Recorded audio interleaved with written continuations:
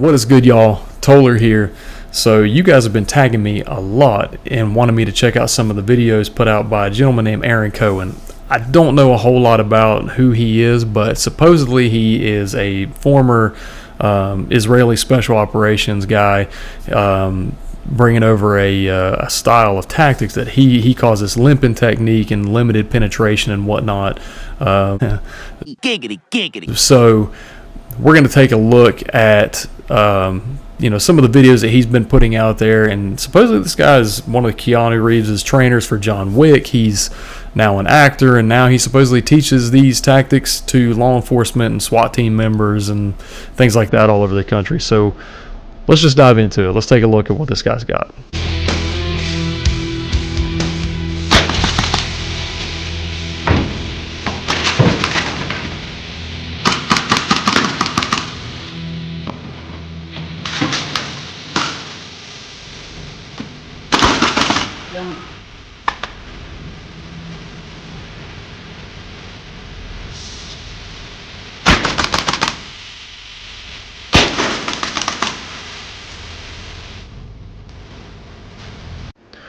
Oh goodness, that is a lot to get into right off the rip. Very fast paced, very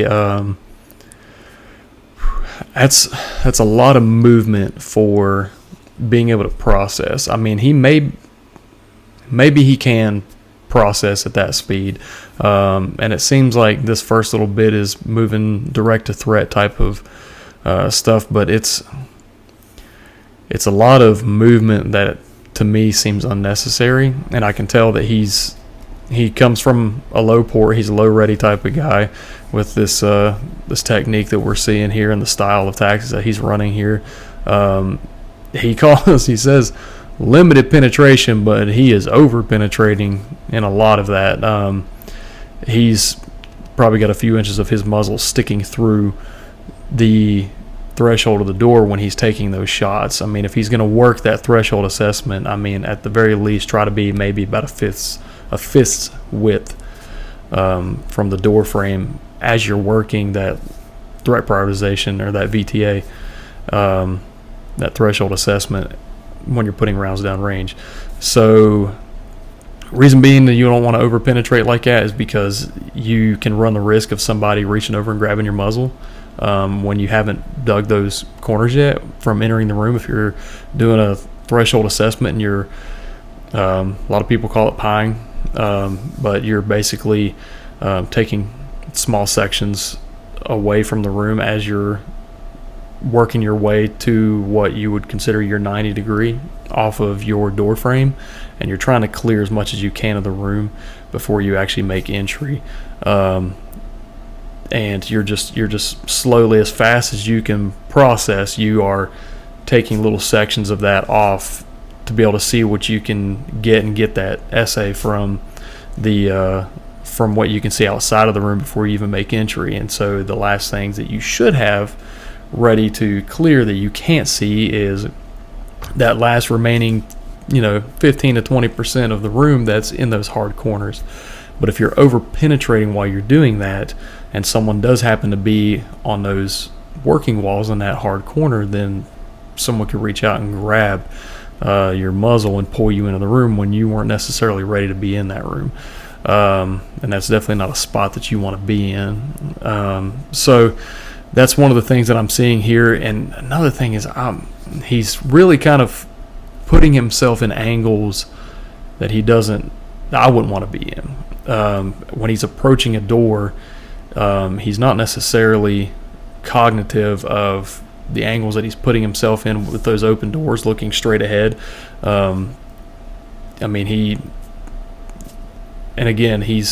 He's coming up and he's not necessarily having a muzzle. He's not even at a depressed muzzle. He's at a low ready. So that's a long ways. If you do have to make threat engagement, it's a long ways to have to bring that muzzle up to get sight picture and sight alignment on target and make accurate shots, rather than being at a depressed muzzle, which is why, and for those of you that don't know, depressed muzzle is just muzzle slightly down, and you're actually just looking directly over your optic. So that way, when you are ready to engage, you can go off safe, and it's just a very short range. You have to bring the muzzle up to get rounds where you want. Me personally, we go from a high ready, from a high port. Believe it's better muzzle control. I think it's a less chance of flagging. I think you can get a muzzle in the fight when you go to retention a lot quicker than what you're seeing right here from someone bringing it straight up from a low ready all the way up. Because at that point, you really can't start putting rounds down range until that muzzle is completely brought up on target. At least with that high port, you can bring it back into retention almost like you would with a handgun, where you can actually start shooting here as you've gotten, where that muzzle was pointed, where it's at, and that's that instinctive shooting pretty much, but you're doing that with a rifle. It's very aggressive. It's a very aggressive style of tactic that he's using. Like I said, those are just the nitpicky things that I'm not necessarily a big fan of. So let's dive into the next one. The next one's supposed to be hostage, so maybe we'll see a lot more, even more dynamic than what it already is. Adding to that first sequence there, I'm not sure where this was ever taught, but yeah, it looks flashy, it looks cool, but I don't know a time where I would ever want to kneel down behind somebody else within the threshold of the door. I mean, you're practically kneeling in the middle of that door. So human instinct, let's say, we'll throw up a hypothetical here. Let's say the guy in front of you decides to take his out because he starts taking rounds at him. A lot of people's natural instinct is to take their out, move back behind cover if they have to. If that dude in front of you decides to move back behind cover, you're just standing there, and not only that, you're sitting in a shooting platform on your knee that has hardly any mobility. You're going to have to get back up on your feet and move somewhere out of cover or into cover. So I don't know where in the world and what scenario it would be where I would ever have to come up and take a knee behind someone else. I mean, plates or not, that dude is not cover. So I don't know where all that came from. But and then at that point, you've already gone halfway across the door. You might as well go ahead and bump to the other side and at least get some type of cross coverage into the room. At least at that point, you're set up to work a threshold assessment on those angles, and you're ready to make entry. Yeah, I don't know about that one. Yeah.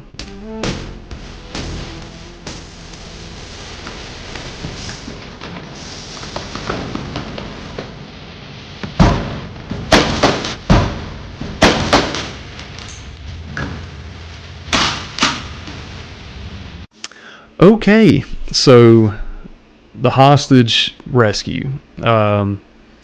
Looks like not really too much of their tactics change from the first sequence that we saw to the next one, except for this breaching technique that they've used where you got one guy standing on one side of the door, one guy standing on the other side of the door. They give a slight look, and then one guy kicks. I mean, there's really, as far as communication, I don't see any definitive communication technique that says, hey, I'm ready. Go ahead and do what you got to do. At least the way that I've always been trained. And one thing he didn't even do is check the door. What if that door is just unlocked? You don't even need to kick it. Just open it. Stand outside of the threshold of the door, reach in. If your buddy's got first light, allow him to drop his muzzle in and hold security, because first light is whenever that door opens up. If the door or the room you're standing in is dark, and that door in that room on the other side has light into it, when that door comes open, the first place that light is going to enter your room, that's first light. So if you have a door swinging inward away from you, with the handle on the left side, the guy standing on my right, looking into that handle. When that door opens, he's going to be the first one to be able to see into that room. That is first light. So have your other guy, have your partner being able to check the door. If the door is locked, breach her up. But I don't know where.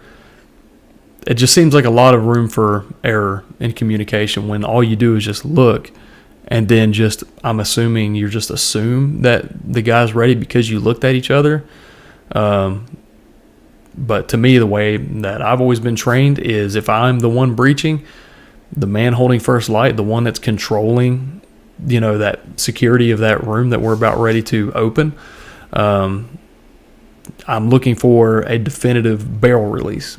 At least for us, it's a barrel release, and it's a very definitive barrel release that says, hey, I'm ready, you go to work. And and you go ahead and you breach the door. And that goes with if it's locked or if it's unlocked. If it's unlocked, he knows that me keeping my hand there on that door handle is probably unlocked, and I'm waiting for him to tell me with that barrel release, hey man, go to work, open it, I'm ready, and get that door open. And I don't know, at least in that way too, you're not standing in, what a lot would call that fatal funnel. You're not standing in it. And when that door does come open, now you are ready to work your threshold assessment, and taking chunks out of that room to be able to get that data in the room. But man, I don't know what world I would ever be in where I would just push kick a door open, one, without even checking it, and two, have 50% of my body standing there at a low ready. I mean, at the very least, they could have had depressed muzzles ready to take shots, but instead they're kind of pretty much at a low ready. They're ready to shoot ants. That's what they're ready to do. Shoot. Let's get to the next one. Covert ops. What on earth? Why do you have to take all that off just to pull a weapon and shoot? That made no sense. That was very Hollywood. Very, very Hollywood.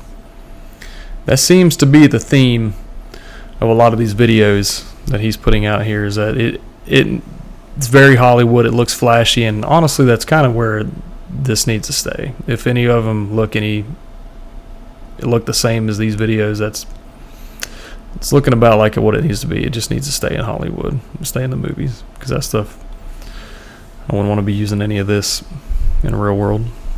Now these next ones are going to be some of his TikTok videos, and his TikTok actor, Spec Ops vet, one of Keanu Reeves' instructors for John Wick, and he's got his own product line. All right, so let's take a look at one of these videos. I want to see two-man. Let's do this one. Let's do the two-man limping.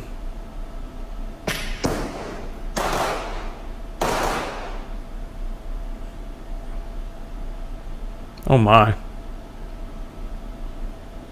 Two-man limping, so they have two, and again, it's the same thing I was talking about earlier. It's two guys standing in the doorway together, and his concept is that they're shooting from behind cover, but you got one guy that's shooting with one hand. And let's think about this for just a second.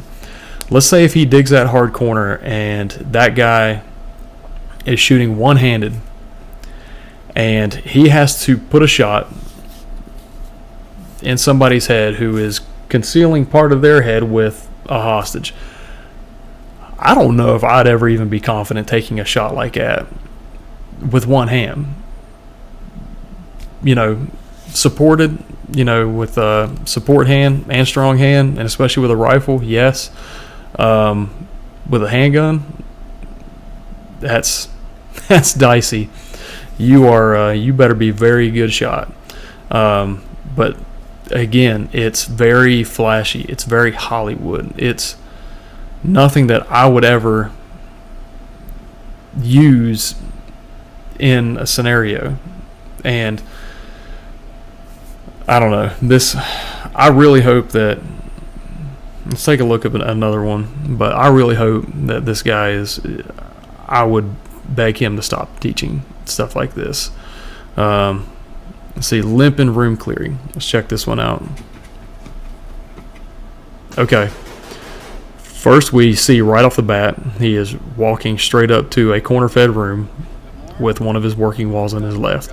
And immediately, as you can see, when he's approaching, he's at a low ready. He is not ready to take a shot. At the very least, maybe be at a depressed muzzle. He is not ready to take a shot going up to that door. He's already over-penetrating into it. And again, it goes back to, I think he's gaming the game too, and he's doing these videos because they look flashy. But he knows where that target's going to be set up. And there was no, I mean, if there was an assessment, any type of threshold assessment, he must be extremely good at what he does to be able to process information that fast, and at the same time not even have your rifle. He must be very confident in his skills with a rifle as well. But again, even when he does do it, there's a lot of over penetration. His muzzle quite a few inches into the door frame itself, and even when he's shooting, he might as well go ahead and support his hand up against the door frame if he's already going to be that far in it. Not anything that I would ever do. Let's keep watching. Saying 45. A little bit more. Got him. Hang on, wait. I see quite a few rounds in the hip of the hostage. I hope that wasn't him, but oh goodness. Wow. Yeah, again, this is very, very Hollywood. Let's take a look at one more here.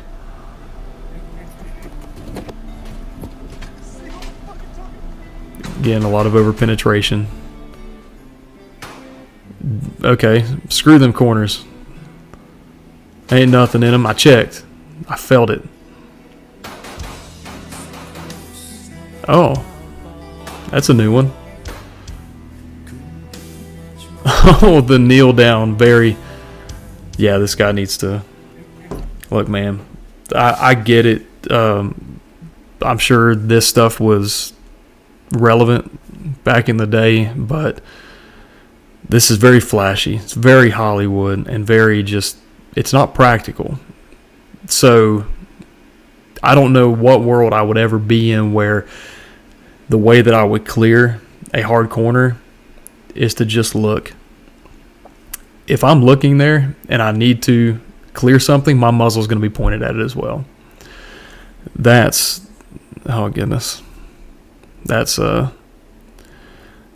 honestly, it bothers me a little bit that he's going around and he's teaching this stuff to other law enforcement guys. That's a very unsafe way of doing something like that, and I get it. He's doing in that one, I think he was doing an active shooter scenario, and the very dramatic end with the kneel down, and that's very Hollywood. I mean, he must be a good actor. I don't know. I've never really heard of him, but. And if you'd also notice on his videos, the comments are turned off. If you're confident in what you're doing, you shouldn't necessarily have to worry about anybody giving any bit of criticism on there. You should be able to back what you're, the principles and stuff that you're preaching with these tactics. But a lot of things that in the way that he's teaching that I would never do, ever. Maybe we can go into another one of the videos at a later time, but man, if y'all got any questions and y'all have any comments, drop them down below. I'll answer as best as I can, and maybe we can go to the range and maybe we can do a video. Maybe I can get one of my buddies down there. Maybe we can go through maybe some of the pros and cons. Maybe we can do these techniques ourselves and just take a look at them and see how they feel, and just, I think all it's going to end up doing is verifying just how just unsafe and very out of control that it feels, and just it's very flashy. So, well, maybe we can do something like that at a later time. Appreciate you guys sticking around. If you'd like to see more videos like this, just let me know. Drop it down there in the comment section. And if you have any more videos that you would like for me to take a look at, feel free to drop it down in the comment section, or you can shoot me a direct message on TikTok, or you can shoot me a direct message on Instagram, same username at the original TOLER, and I'll take a look at every single one of them, and maybe we can get a few more of these reaction videos going. But till I see you the next time, peace.